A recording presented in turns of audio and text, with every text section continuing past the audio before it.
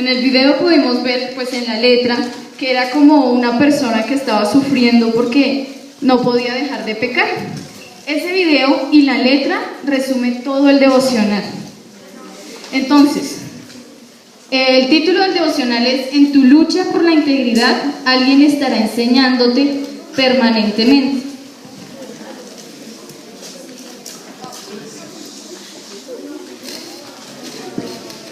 En los anteriores devocionales hemos visto que la integridad es ser correcto en todos los aspectos de la vida, pero el pecado nos impide ser íntegros. Por eso debemos ir en contra del pecado. Entonces, como seres humanos tenemos dos problemas.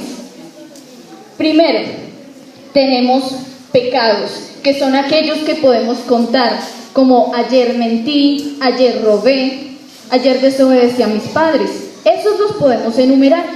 Sin embargo, tenemos un problema que es aún mayor, que es el pecado. Pero el pecado en singular, que se refiere al principio de vida, ese poder que me arrastra a pecar.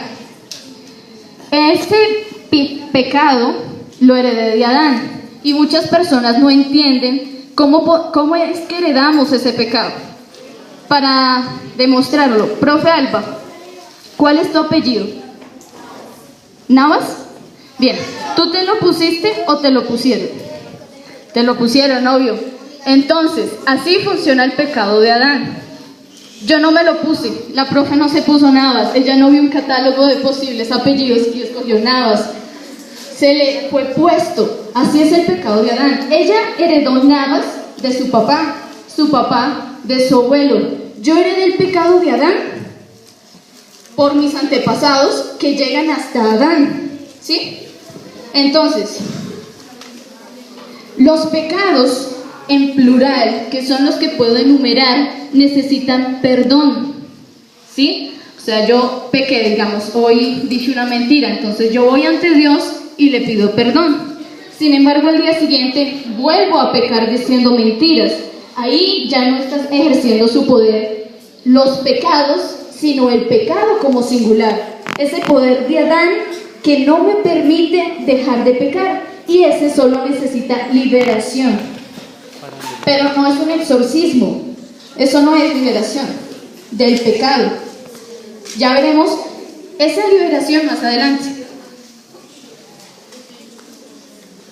Como tenemos doble problema, el pecado y los pecados, a Dios no se le escapa nada, y Él nos dio dos soluciones: la sangre y la cruz. La sangre de Cristo trata los pecados, es la que me limpia de las mentiras, del robo, de la desobediencia. Es la sangre de Cristo, y es crucial en tres términos. Para demostrarlo, le pido a Catalina, Laura y el profesor que suban, por favor.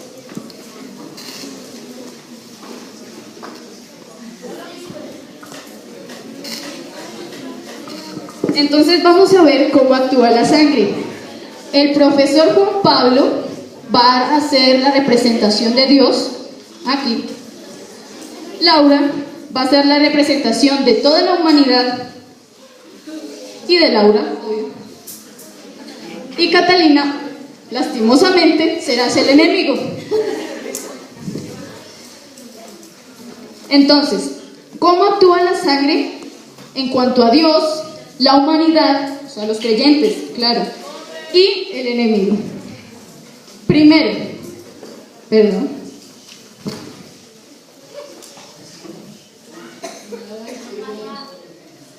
en cuanto a Dios, sabemos que el pecado nos aleja de Dios, ¿cierto?